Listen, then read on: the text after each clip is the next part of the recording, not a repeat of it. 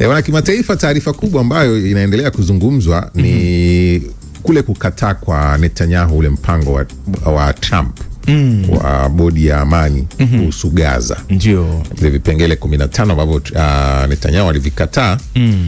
Ripoti mbalimbali za kimataifa zinaeleza huenda sio kauli ya mwisho ya Netanyahu. Wanasema bana, huenda haitakuwa neno la mwisho, anaweza kazungumza kivingine tena. Ikulu ya Marekani, White House, haijatoa maoni rasmi kuhusu kauli ya Netanyahu. Hata hivyo, inaripotiwa kuwa Marekani haijasumbuliwa na kauli ya Netanyahu na inaona kama kauli ya kisiasa kuelekea uchaguzi mkuu wenye ushindani mkubwa.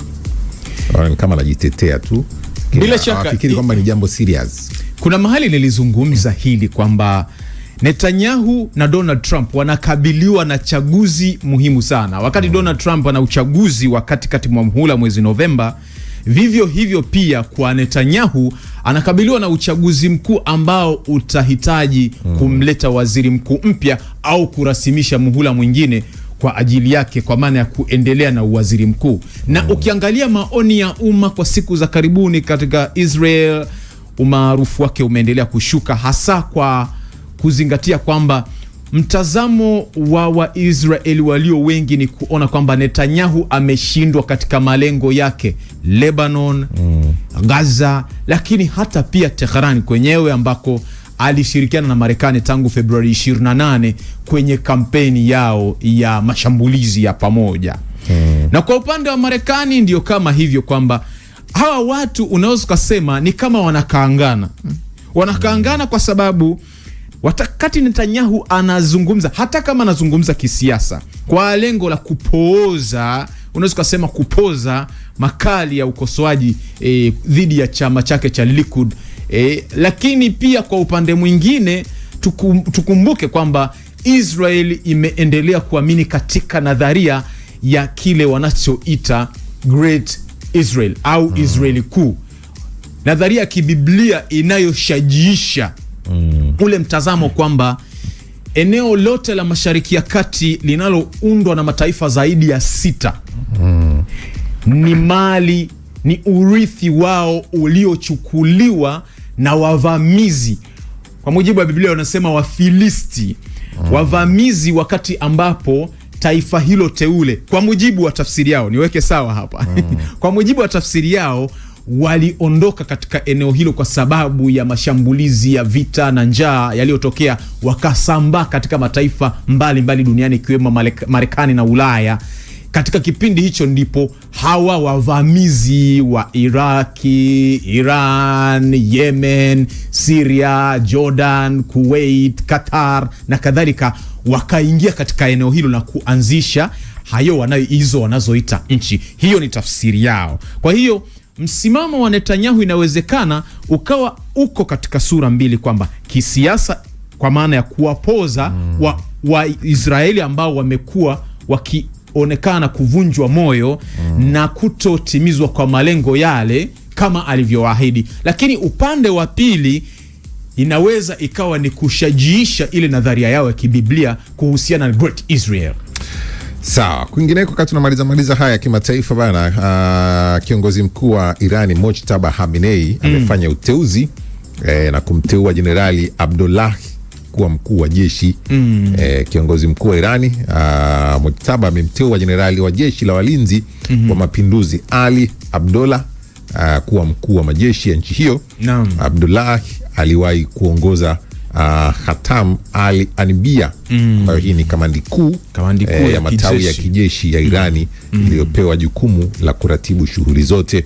Pia Khamenei amethibitisha Brigedia Jenerali Ahmadi Vahidi kuwa kamanda mkuu wa kikosi cha walinzi wa mapinduzi ya Kiislamu akiwa na cheo cha meja jenerali. Huo ndio uteuzi wa kwanza wa ngazi ya juu kijeshi aliofanya Mojtaba Khamenei tangu kuteuliwa kwa kiongozi mkuu mwanzoni mwa vita vya Mashariki ya Kati baada ya kifo cha baba yake katika mashambulizi ya Marekani na Israel Februari 28. Hii inakuja kama sehemu nafikiri ya matokeo ya mkutano uliofanyika baina yake na Rais Masoud Pezeshkian mwishoni mwa mwezi Julai. mkutano ambao ulijikita katika ajenda kubwa mbili, uchumi lakini pia swala la ulinzi na usalama. Na kwa maana hiyo uteuzi wa makamanda hawa, tunafahamu kipindi cha mashambulizi yale mwanzoni makamanda wengi sana waliuawa katika kampeni ile mapema. Kwa hiyo kama sehemu nafikiri ya kuendelea kuimarisha IRGC kwa maana ya jeshi la walinzi wa mapinduzi ya nchi hiyo, unaona Mojtaba anabadilisha safu hizi ili kuhakikisha kwamba jeshi hilo linaendelea kuwa imara na lililounganika, hasa kwa kuzingatia kwamba nchi hiyo iko katika kipindi cha siku 60 ambapo mazungumzo na Marekani yanatakiwa kufanyika kwa ajili ya kuelekea katika mkataba wa amani. Sasa kwa bahati mbaya mazungumzo hayo yameshindikana kufikia sasa. Utekelezaji wa randama ya makubaliano ya Juni 16 ambayo ilitoa saini na Marekani na nchi hiyo, nayo imebakia katika msito kwenye utekelezaji. Kwa hiyo Mojtaba na serikali ya nchi hiyo wanafanya mabadiliko haya, kwanza unaweza kusema ni kama kujiandaa na mashambulizi yanayoweza katokea titi for tat ikitokea Marekani au Israel kufanya hivyo. Lakini namba 2 inaweza ikawa ni sehemu ya rotation ya kawaida ili kuzuia uwezekano wa pengine mageuzi, kwa sababu tunafahamu kwamba CIA na Mossad wamekuwa wakijaribu kila namna kumtafuta alipo. Sasa kuendelea kufanya jeshi libakie kuwa na utii ni pamoja na kubadilisha makamanda.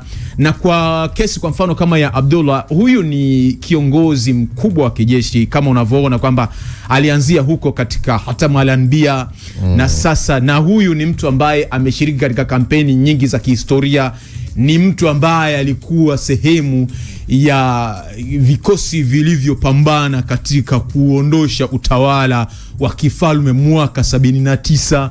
Kwa hiyo ni kiongozi mwandamizi kweli kweli katika jeshi, na kwa maana hiyo kuchukua hatamu kama hizi ni sehemu ya nafikiri serikali ya nchi hiyo kuendelea kuimarisha na kuondosha kabisa uwezekano wa pengine mapinduzi, kwa sababu haya mataifa mawili kwa maana Israel na Marekani wamekuwa kwa namna moja au nyingine wakitafuta kuchonganisha viongozi wa jeshi, viongozi wa kisiasa, raia kuibuka kufanya maandamano ili kuhakikisha tu kwamba serikali ya nchi hiyo inadhoofishwa na pengine kupoteza umaarufu na udhibiti wa mambo. Sawa, asante. Hakika mnatupa habari moto moto, ongereni sana. Hujaweka jina lako lakini nakushukuru kwa ujumbe wako. Huyu anasema Justin Gapi Leonard kutoka Bunda, hata mimi naamini Israeli ni nchi ya Mungu, ndivyo ilivyo imani yake. Sisi tusiingilie imani za watu.